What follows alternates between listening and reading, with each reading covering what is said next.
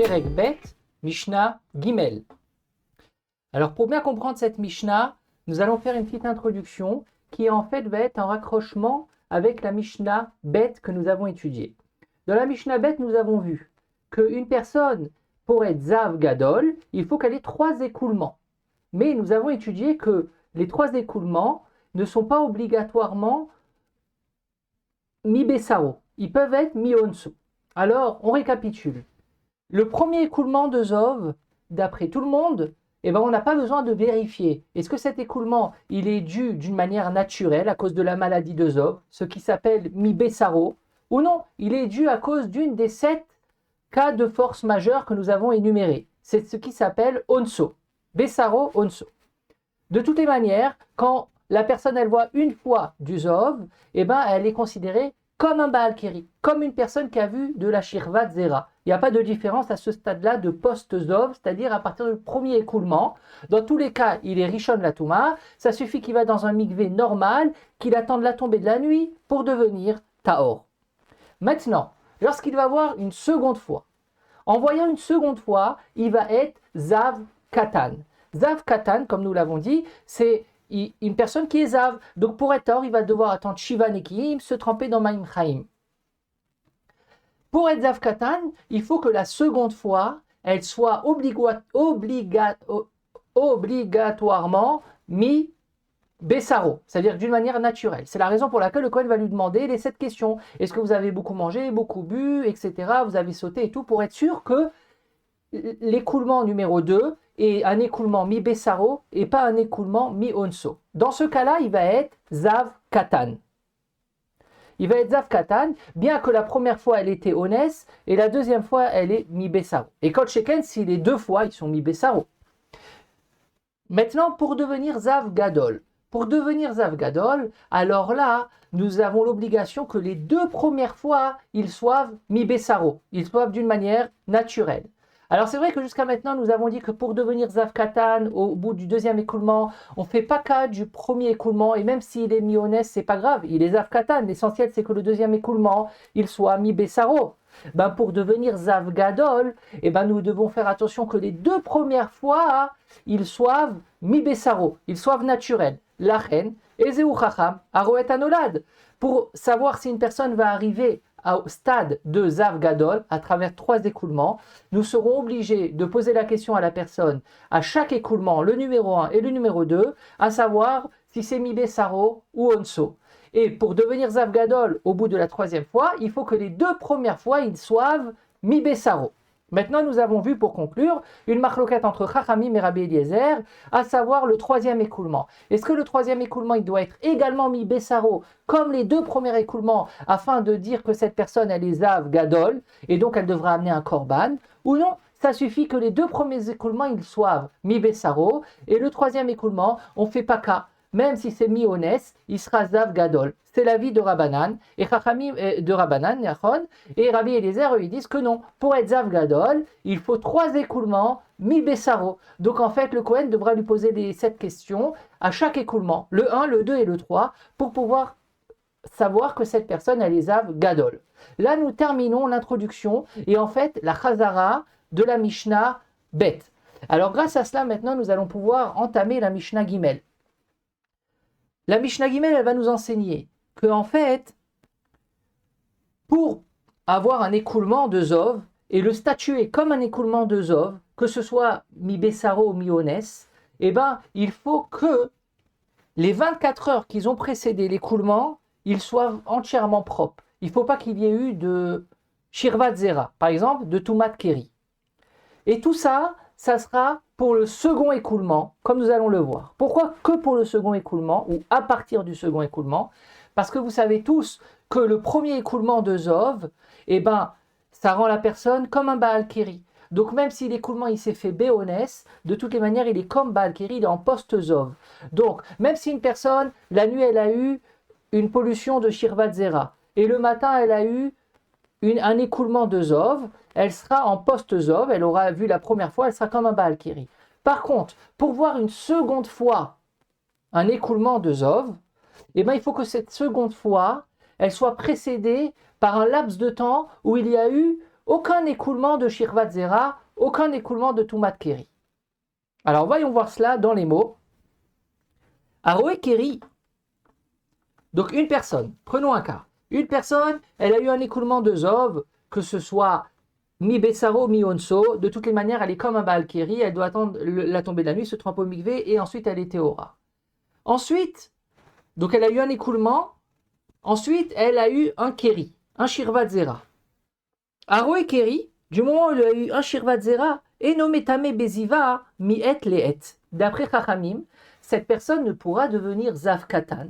Cette personne ne pourra considérer son deuxième écoulement, qu'il soit mi Bessaro, bien entendu, pour pouvoir lui mettre le statut de Zav Katan, seulement si 24 heures avant le deuxième écoulement, il n'y a eu aucune fuite de Shirvat Zera. S'il y a eu une fuite de Shirvat Zera dans les 24 heures qui ont précédé le deuxième écoulement de Zov, on ne fait pas cas de ce deuxième écoulement de Zov. Alors, mi-atléet, c'est 24 heures, c'est-à-dire, disons, s'il a vu à 3 heures du matin du Shirvat Zera, eh ben, il faut calculer 24 heures depuis 3 heures du matin. C'est-à-dire que ça sera 3 heures du matin prochain, qu'à partir de là-bas, il pourra avoir un nouveau écoulement de Zov. Mais s'il va avoir un écoulement dans les 24 heures, même si cet écoulement n'est pas dû à cause d'une des 7 raisons de cas de force majeure, eh ben, on va le considérer qu'il est dû à cause de Tumat Keri. C'est-à-dire du fait qu'il a eu du Keri à 3 heures du matin, eh ben, il est faible. Et cette faiblesse de son corps va engendrer peut-être une coulée de Zov. Donc c'est la raison pour laquelle, pour le deuxième écoulement de Zov, nous sommes dans l'obligation de faire attention à ce que cette personne elle n'ait pas vu de Shirvat Zera les 24 heures qui ont précédé ce deuxième écoulement. Ça c'est d'après Chachamim. Miat Leet. Rabbi aussi Omer, Yomo. Rabbi aussi il dit ça suffit une journée. Alors si Miat Leet c'est 24 heures, une journée c'est censé être 12 heures. Mais il faut savoir que dans Rabbi aussi, Yomo, c'est pas 12 heures. Mais Atléet, c'est vraiment 24 heures. Mais Yomo, c'est moins que 24 heures. Yomo, c'est-à-dire, il faut que la journée, elle passe.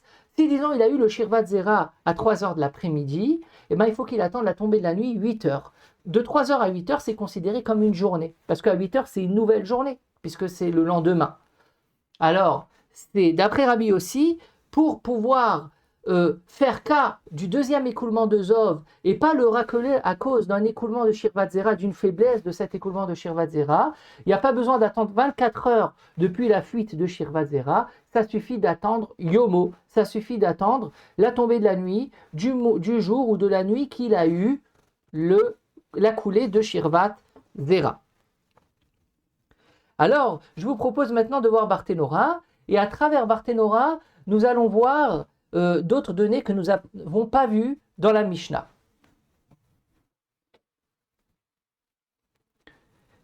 Le premier, Enometame Beziva Miet Leet. Une personne qui a eu une coulée de Zov, qu'elle soit Béonès ou Mi Bessaro, elle est comme un Baal Keri, elle est en post-Zov, elle a eu une fois sur 3. Ensuite, avant d'avoir sa deuxième coulée de Zov et de devenir Zav Katan, dans le cas où la deuxième coulée de Zov, elle est Mi Bessaro, eh ben, il a eu un Shirvat Zera. Et après ce Shirvat Zera, il a eu sa deuxième coulée de Zov.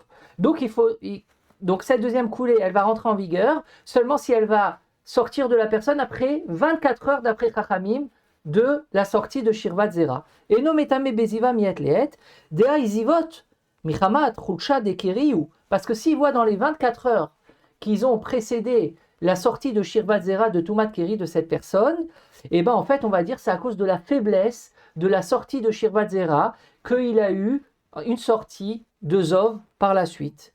Ubere Yachen Yaire. Et bien entendu, nous parlons, comme nous l'avons dit à maintes reprises, du second écoulement, et pas du premier. Des Rishon, Metame Beonès, parce que bien entendu, le premier écoulement, il n'est pas très important dans Zov. Il rentamait la personne comme un Baal Keri, même si ça s'est fait Beonès à travers les 7 cas que nous avons appris dans la Mishnah Bet. Maintenant, nous dit Barthénora, ou Keshem, chez Tolim les Keri miet leet, car les marées ou les hirour Tolim miet leet. De même que une personne qui a eu une sortie de Keri, de Shirvat Zera, pour pouvoir valider son deuxième écoulement de Zov par la suite, il faut attendre 24 heures. La même chose, une personne qui a vu une femme qu'il ne devait pas voir ou qui a pensé à des idées de femme, eh ben, il faut attendre 24 heures pour que, s'il va y avoir un écoulement de Zov par la suite, le second écoulement, il soit valable et le rendre Zav Katan. Mais dans les 24 heures, eh ben, on va dire que s'il voit, c'est à cause de ce qu'il a vu, c'est à cause de ce qu'il a pensé, ou c'est à cause de sa sortie de Shirvat Zera. Tout ça, c'est pour le Kéri, pour la vue et la pensée. Aval, les Mahachal ou les Mishté, les Massa ou les Kfitsa. Par contre, une personne qui s'est goinfrée, qui a bien mangé, ou qui a bien bu, qui a porté quelque chose de très lourd, ou qui a sauté, qui sont en fait la deuxième partie des 7 cas de force majeure, Tolin lo kolzman sheu mistaer. Là, même Chachamim, il va être d'accord qu'il n'y a pas besoin d'attendre 24 heures pour le second écoulement de Zov, pour le valider s'il est mi Bessaro. Il y a besoin d'attendre seulement le temps qu'il va avoir encore une fois faim, c'est-à-dire le temps que l'estomac il va faire son travail et qu'il va avoir envie de remanger. Là, on va dire que si à partir de ce moment-là, il va avoir un écoulement de Zov, le second, eh ben, il n'est pas dû à cause du fait qu'il a beaucoup mangé ou qu'il a beaucoup bu. Parce que la preuve, c'est que maintenant, il a encore faim. Donc, en fait, c'est pas à cause d'une faiblesse du corps. Ou la même chose, s'il a sauté ou il a porté, du moment où il va plus sentir la douleur, où il va plus sentir les courbatures, à ce moment-là, on va dire que maintenant, s'il va y avoir le second écoulement de Zov, et si cet écoulement il va être mi-Bessaro et pas mi-Onso, il va être calculé comme écoulement numéro 2, et il va être Zav Katan, et il devra attendre Shiva Nekim. Tolin lo kolzman sheu mistaer. Ve'amrinan de michamat atzahar ave aziva velo mi-Bessaro. Parce qu'en fait, tout le temps où il a la courbature ou il a la douleur à cause du fait qu'il est sauté ou qu'il est porté, et bien s'il a un écoulement de Zov, on va dire c'est à cause de sa faiblesse de son corps, du fait qu'il a sauté ou il a porté. Donc il faut attendre que la douleur passe, et à partir de ce moment-là, et ben s'il a une coulée de Zov, elle va être prise en compte, si bien entendu c'est mi-Bessaro, et donc il sera Zav Katan. Et ça peut être beaucoup moins que Miet Leet, beaucoup moins que 24 heures, ça suffit quelques heures. Ça dépend de chacun. Voilà pour le premier Barthénora qui nous a ramené pas mal de yédiotes que nous n'avons pas dans la Mishnah. On pourrait poser une question. Cette question, elle est posée par les Mefarshim. Là, Barthénora, il a joué avec les cas de force majeure que nous avons vus dans la Mishnah précédente. Et en fait, il a ramené sur les 7 cas de force majeure, 6. Il en manque un. Il manque la personne qui est malade. Donc, en fait, il pose la shéla. Si déjà, tu mets en 2 catégories les cas de force majeure, il y en a que tu demandes 24 heures, comme par exemple,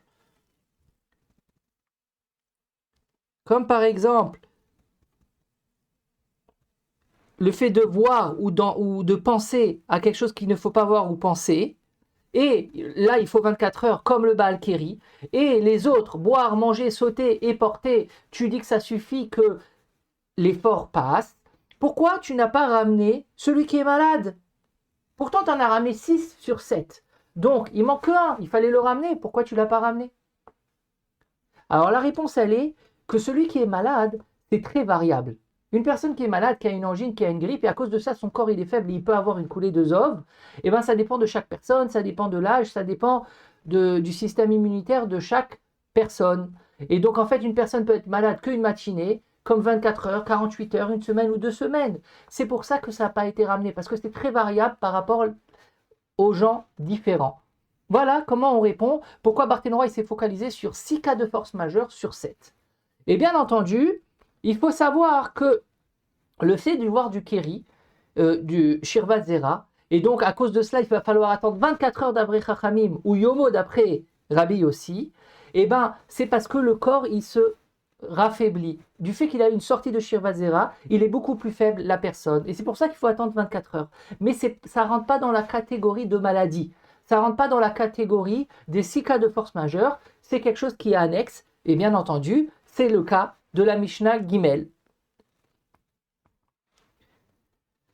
Rabbi aussi Omer, prochain Barthénora, Yomo.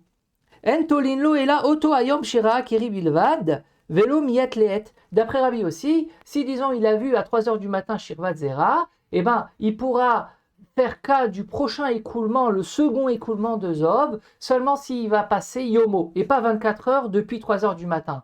C'est-à-dire Yomo, puisqu'il a vu à 3 heures du matin Shirvat Zera, il va devoir attendre jusqu'à la tombée de la nuit du lendemain. et ça suffit pour enlever ce laps de temps que s'il voit du Zov, ça vaut rien. Mais si à la tombée de la nuit, il va voir du Zov, et ça sera mi Bessaro, il sera retenu et il sera Zav Katan. Alors que d'après Chachamim, il faudra attendre 3 heures du matin.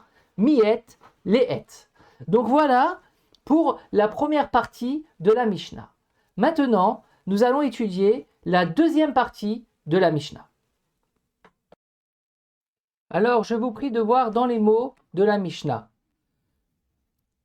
Goy, Shera, Keri, Venit Gayer, Miyad ou Metame, Beziva. Dans cette deuxième partie de la Mishnah, nous allons étudier l'histoire d'un non-juif qui a eu un premier écoulement de Zov. Il a cette maladie de Zov, il a eu un écoulement de Zov. Bon, ça ne nous change rien, de toutes les manières, il n'est pas Yehudi. Il n'y a pas de Touma et de Tahara. Ensuite, la nuit, il a eu une pollution nocturne, il a eu du Shirvat Zera. Donc ce qui s'appelle chez les Bnei Israël Toumat Keri. Le lendemain à 10h, il avait son rendez-vous au Beddin pour se convertir. Il s'est converti et à midi, il a eu un second écoulement de Zov. Alors que se passe-t-il? Est-ce que on va calculer cet écoulement de Zov? On va dire non. Nous venons d'étudier dans la première partie que le second écoulement de Zov, il est valable seulement si dans les 24 heures qui ont précédé l'écoulement, il n'y a pas eu de coulée de Shirvat Zera. Et cette personne-là, dans la nuit, il a eu du Shirvat Zera quand il était goy. Ensuite, le matin, il s'est converti. Et à midi, il a eu le Zov. Donc, on est encore dans les 24 heures de sa coulée de Shirvat Zera. Donc, est-ce qu'on va dire... Qu'est-ce qu'on va faire avec cette personne-là? Est-ce qu'on va dire que c'est du Zov ou on ne va pas calculer cette coulée de Zov? Alors, nous dit la Mishnah, Goy Shera Keri Venit Gayer. Un goy, donc bien entendu, en amont, il a eu un premier écoulement. Ensuite, la nuit, il a eu du Keri tout en étant goy. Et ensuite, le lendemain matin, il s'est converti. Et à midi, il a vu un second écoulement de Zov. La halacha, elle est que Miyad ou Metame Beziva. Du moment où il va avoir son second écoulement de Zov. C'est-à-dire qu'à 10h, il s'est converti. À midi, il a eu son écoulement de Zov. Et on va calculer cet écoulement de Zov comme une nouveauté. Et on ne va pas faire cas de ce qui s'est passé quand il n'était pas juif. Pourquoi? Parce qu'il y a un fameux klal qui s'appelle Goy Sheit Gayer, Ketinok Shenolad Dame. Une personne qui s'est convertie, elle est considérée comme un nouveau-né, comme un nouveau bébé qui vient d'arriver au monde. Et donc, on ne fait pas cas de ce qui s'est passé avant. Donc c'est vrai que la veille, dans la nuit, il a eu du Shirvat Zera. Et c'est vrai que d'habitude, on doit attendre 24 heures pour valider le second écoulement de Zov. Mais dans notre cas à nous, du fait que le Shirvat Zera qu'il a eu, c'est quand il était goy, on n'a pas besoin d'attendre 24 heures. Et deuxièmement, du fait qu'il est devenu juif le matin, quand il va avoir son second écoulement de Zov, ça sera considéré comme lui, comme le premier écoulement de Zov. Parce qu'en fait, le Zov qu'il avait vu la veille, il n'est pas du tout réadapté aux Zov qu'il a vu aujourd'hui, parce que c'était Goy et Yehudi. Donc, ça ne se marie pas. Et donc, en fait, c'est considéré comme un premier écoulement. Et un premier écoulement, même s'il y a eu du Keri avant, il est considéré. Parce que de toutes les manières, un premier écoulement, il rend la personne comme un Roé Keri, comme Rishon Latouma. Et ça suffit d'attendre la tombée de la nuit et se tremper au mikvé normal. Donc que ce soit Béonès ou mikvé Saro, dans un premier écoulement, c'est pas grave. Et donc là, en fait, ce nouveau juif, c'est son premier écoulement. Alors la raison pour laquelle, on rajuste pas le second écoulement une fois qu'il est juif et le premier écoulement avant de devenir juif, tout d'abord, c'est comme nous l'avons dit, c'est un nouveau corps, c'est une nouveauté cette personne, donc il n'y a pas de passé. Et deuxièmement, c'est que une personne qui voit du Keri ou une personne qui voit du Zov, elle est tamée. Ou Tahor, ça dépend, c'est que chez les Bnei Israël, qui sont assujettis à la Touma et la Tahara. Mais un Goy qui voit du Shirvat Zera, ça lui fait rien à lui. Il n'a pas de Touma et de Tahara. Donc en fait, c'est pour ça que l'on ne calcule pas ce qui s'est passé avant la conversion. Parce que de toutes les manières, il n'y a pas de nafkamina la halacha. Voyons voir cela dans les mots de Barthénora. Barthénora nous dit Miyad metame beziva. Donc, Deger shenit gayer, kekatan shenolad dame, la fameuse phrase que nous avons citée. Ve'afal pi shira azivot keshehu nochi, même s'il a vu plusieurs écoulements de Zov quand il était nochi, quand il était goy, metame beziva, be'arshnia sheroe betoch miet leet shel keri. Eh ben, on va le considérer comme un post-Zov, comme une personne qui l'a vu pour la première fois, même si cette première fois qu'il a vu, une fois qu'il s'est converti, elle est encore dans les 24 heures de sa coulée de Shirvat Zera, de la nuit, de la veille de sa conversion. Vena asitlo kere yarishona de metame beones, et on va considérer le premier écoulement dans sa vie de juif de Zov comme un premier écoulement, et on ne va pas le rattacher aux écoulements qu'il a eus avant de devenir juif. Et donc maintenant, cette personne, il s'est converti, il a eu un écoulement de Zov, on dit que c'est le premier écoulement de Zov. Si par la suite, en étant juif, il va avoir du Kéri, eh ben, pour mettre en valeur le second écoulement de Zov qu'il va avoir par la suite, il faudra attendre, miet leet, puisque la halakha est comme Ravanan, il faudra attendre 24 heures, parce que nous avons étudié, c'était la base de la Mishnah Gimel, que le second écoulement, il permet à la personne de devenir Zav Katan seulement s'il est mis Bessaro, c'est ce que nous avons appris dans la Mishnah Bet, et pas Mionso, et seulement si dans les 24 heures qu'ils ont précédé le second écoulement, ils étaient propres de Shirvat Zera, de Tumat Keri. Ou mistarefet imashnia sheire achar miet leet shel keri. De reia ziva shel nochi kemandelita. Parce que ce qu'il a vu quand il était nochi, avant la conversion, c'est caduc, ça vaut pas. Den anochi metamim beziva. Parce qu'un goy, il peut pas rendre tamé ou taor s'il voit du zov ou s'il voit du shirvat zera.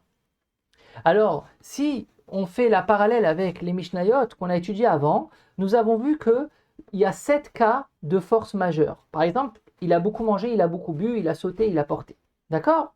Donc dans ces cas-là, eh ben, même si la personne elle va se convertir, si disons elle s'est convertie à 10h du matin, mais avant la conversion elle s'est fait un festin, et donc elle avait le ventre plein, et à 10h elle est devenue juive, et à 11h elle a eu du Zov, et ben bon, c'est vrai que ce Zov-là, il va le rendre post-Zov, puisque c'est le premier. Mais si après, disons 20 minutes après, il va avoir un deuxième écoulement de Zov, et ben ce deuxième écoulement de Zov, il va pas être statué comme Zav Katan, même si ce deuxième écoulement, il va se faire d'une manière naturelle. Parce qu'en fait, c'est pas d'une manière naturelle. Pourquoi? Parce que avant de se convertir, il avait bien mangé, il avait bien bu, il a sauté, il a porté, etc.